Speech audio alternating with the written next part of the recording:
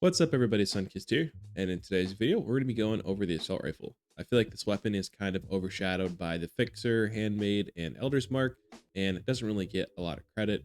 It is actually pretty decent, and I do have fun using it. It's a pretty good manual aim weapon, and it really has a satisfying firing sound, so maybe if you got a good roll on one of these, you can dust it off and give it a try. So hopefully you enjoy the video and learn something new.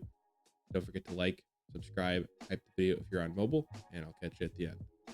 All right, taking a look at our weapon here today, we have the assault rifle. I have this modified with Bloodied, Rapid, VATS Optimized, and Stabilzers. If I was fully speccing into VATS, I'd probably go with either pinpointers, polished, or conductors as the 4-star, but I do go back and forth between using this as a manual aim weapon because it is pretty satisfying to use it that way, but I also use it in VATS too. It does have a pretty good per shot damage of 349, and that is, keep in mind, I am bloodied right now, so I do have a little bit of damage built up from that, and that does show in the Pip-Boy. But the mods I have on here, I have the Prime Automatic Receiver. In my opinion, that's probably the best one. Stabilized long barrel, stabilized stock. Again, you could go with aligned here if you wanted to go fully in VATS, but again, I also use this for manual aim, so those are good options there. And the drum magazine gets the capacity up to 50. I feel like it's kind of worth running that way if you're going to run anything other than quad as the 1st-star. If you are running quad as the 1st-star, you could definitely run like the piercing magazine or one of the mags that gives armor piercing. Got the reflex sight on there. I don't believe there's a glow sight option for this to reduce AP cost.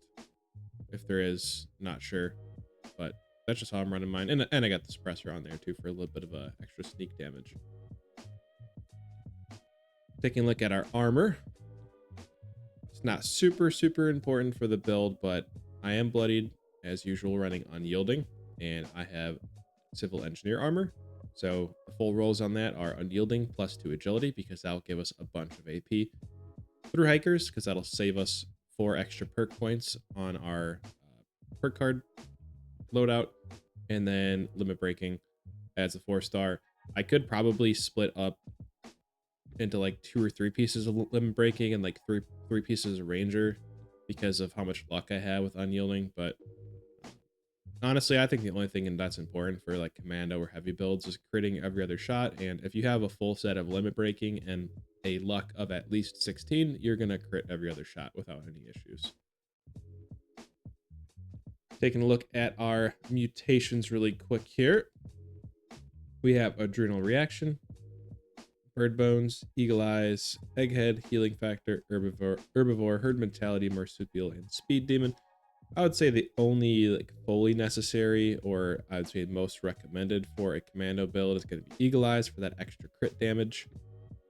Adrenal Reaction is nice just to get extra kills while on a kill streak, but then also I think having Speed Demon is also really nice. That drum mag on the assault rifle is a pretty slow reload time, so having a little bit of extra reload speed from Speed Demon definitely makes a difference. And for food buffs, I am an herbivore, so I am running Blight Soup for extra crit damage there. It's not showing active currently, but I also use Soothin' Black-Eyed, whatever that one T is called that gives you extra damage.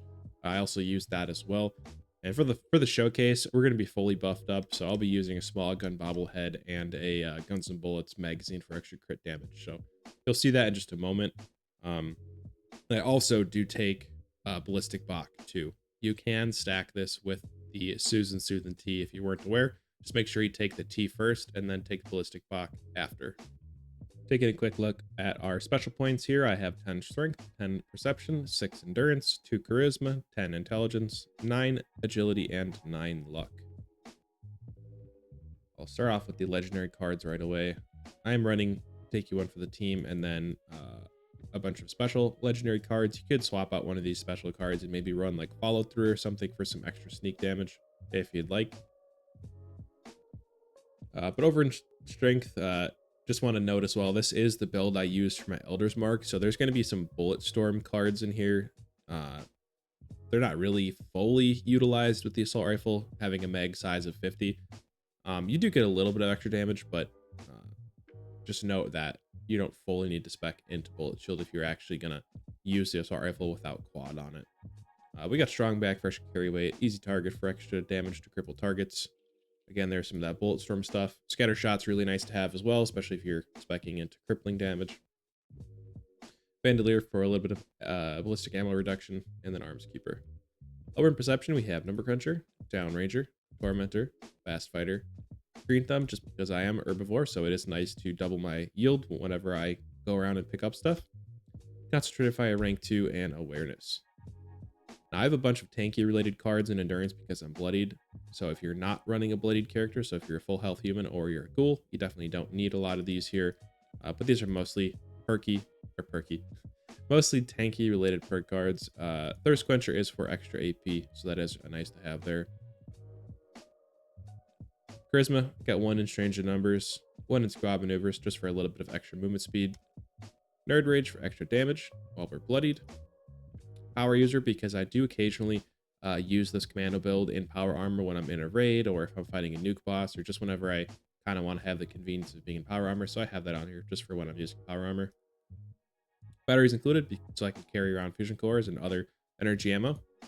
Creator, like I mentioned, we will be using bobbleheads and magazines, so I want to make sure I'm getting the most usage out of those. And Go Assault so our food doesn't spoil right away. Got 2 ranks of Modern Renegade for extra limb damage. And then we have a few of the Gunslinger / Onslaught cards for some extra damage there. I do have 1 rank of Evasive because I'm bloodied. So stacking Evasive, Serendipity, and Ricochet together makes for a really good combination of just negating damage in some instances. So I highly recommend that if you are running bloodied. If you're not bloodied, you could get rid of Evasive and just like run max rank Gunslinger or run max rank Modern Renegade. Gunfu, this is really nice to have. If you're trying to like absolutely maximize damage, you can get rid of this and you know, either increase the Gunslinger card and also then maybe level up the Modern Renegade one as well. Over in Luck, pretty standard for VATS Critical. The only call out I will say is Drunk Shield is nice on a bloodied build. Gives you a little bit of extra tankiness. 4-leaf Clover is nice too, especially on a weapon that has a slower rate of fire, since this will give you crit fail even if you miss the shot against the enemy. So honestly, I run 4-leaf Clover on all of my VATS builds. Highly recommend it. 1 rank of Luck of the Draw, just because sometimes it's nice to get a little bit of extra weapon condition back. Definitely could spend this somewhere else, but I kind of just have it slotted in there. Oh, but yeah, that's the perk cards that I'm using for this build. All right. So we are fully buffed up now. We have Ballistic Bach going there. We have Small Gun Bobblehead, Guns and Bullets 3, got a Psycho buff, Black-Eyed Susan Soothin', and a Blight Soup. And we are bloodied. So just out of curiosity, what is my in Pip-Boy damage number show for this thing now? 454. So that's a pretty good on paper number. So let's go see. Sorry, got to adjust the mic really quick here. Let's go see how we do against some Mirelurks here. Looks like almost a little over 1200 damage crits. Seems like there's an issue with the crits registering though on this server. Some really satisfying, but that punchy suppressed sound that the whatchamacallit here, the assault rifle just makes. And also this thing really, the way it's kind of built, doesn't really have much recoil at all. It's got a little bit of weapon spread, but not really much recoil. Like even in first person, not much recoil at all.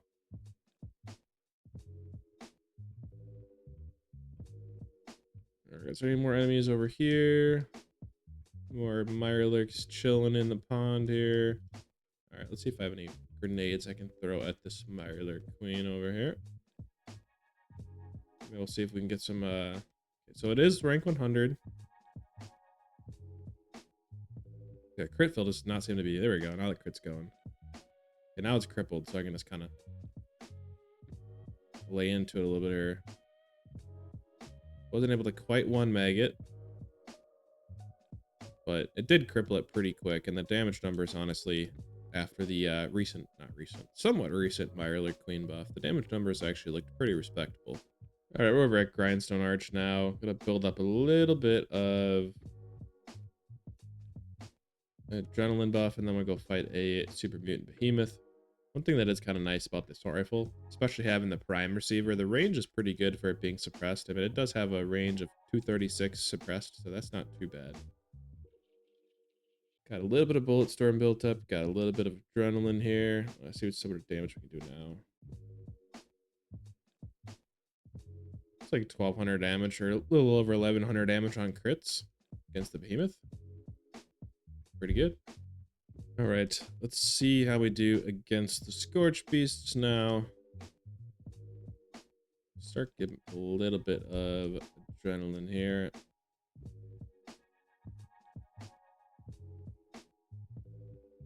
All right, Mirelurk, our legendary Scorch Beast.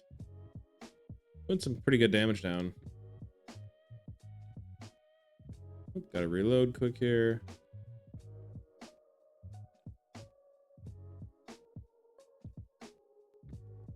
Pretty respectable, honestly. AP cost is a little bit high on it, so it does eat through VATS, decently fast. But I mean, if you put the aligned barrel and the aligned stock on it, it definitely gets some more mileage out of the AP. All right, we're gonna see what sort of damage we can do against the Guardian. I know it's not going to be a perfect Guardian weapon, but I'm just kind of curious what sort of damage numbers it'll put up. So I'll fast forward, tanking the damage here, and then we'll check back in once we got the shield down here.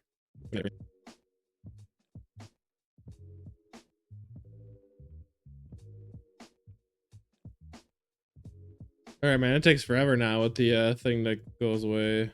All right, see if we can get some stealth activated here.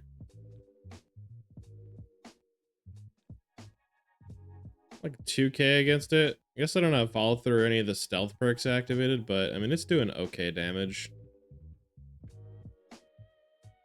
3000 damage on crits. Definitely not going to one stage this. I was just curious to see what sort of damage numbers it got against it. Again, if I had follow through and some stealth perk cards on, it'd be definitely doing more damage than it had to, but that's all right, I guess. Thank you so much for making it to this point of the video. I really appreciate it. Hopefully you enjoyed, and if you did, don't forget to like and subscribe. If you'd like to check out my last video, that'll be on screen now, and I'll catch you in the next video.